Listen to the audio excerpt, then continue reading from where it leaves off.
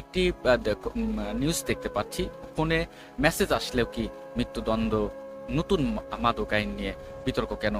মানে cyber space ও digital platform ব্যবহার করে অবৈধভাবে মাদক বেচা কেনার ক্ষেত্রে সর্বোচ্চ শাস্তি মৃত্যুদণ্ডের বিধান রেখে বাংলাদেশের জাতীয় সংসদে পাশ হওয়া মাদক নিয়ন্ত্রণ সংসদের বিল 2026 নিয়ে এক ধরনের আলোচনা তৈরি হয়েছে।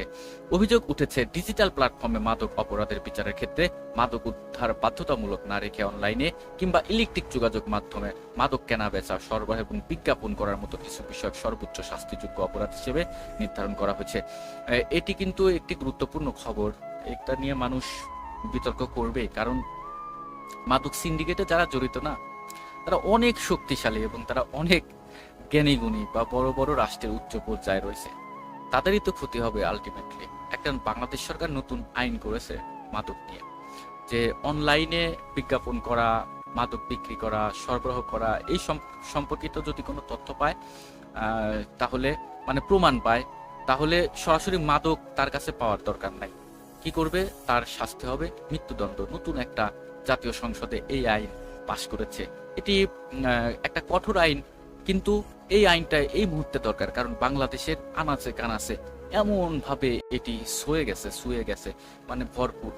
এটা আমাদের মানে মানুষ হিসেবে অনেক পিছিয়ে দিচ্ছে, জাতি হিসেবে অনেক পিছিয়ে দিবে।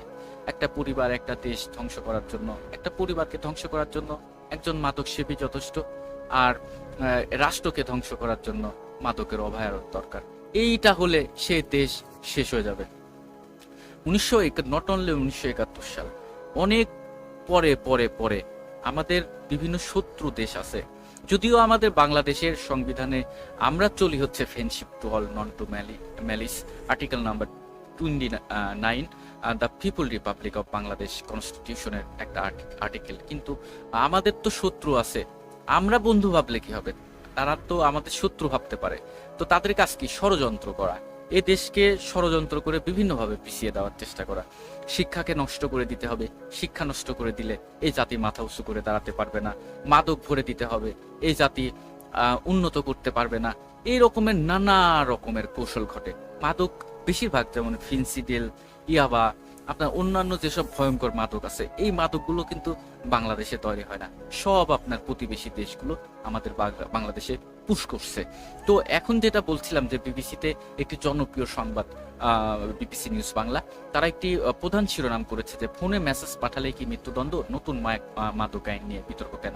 বলছিলাম জাতীয় সংসদে 3 দিন আগেই সম্ভবত আমি এই নিউজটি পড়েছি, যে অনলাইনে যদি আপনার সরকার প্রমাণ পায় যে মাদক বিক্রি করছে, সরবরাহ করছে, বিজ্ঞাপন দিয়েছে, তাহলে তার কাছে মাদক পাওয়ার দরকার নাই, তার শাস্তি হবে সরাসরি মৃত্যুদণ্ড। বাংলাদেশ সরকার কিন্তু এই আইন পাশ করেছে। সুতরাং সাধু সাবধান।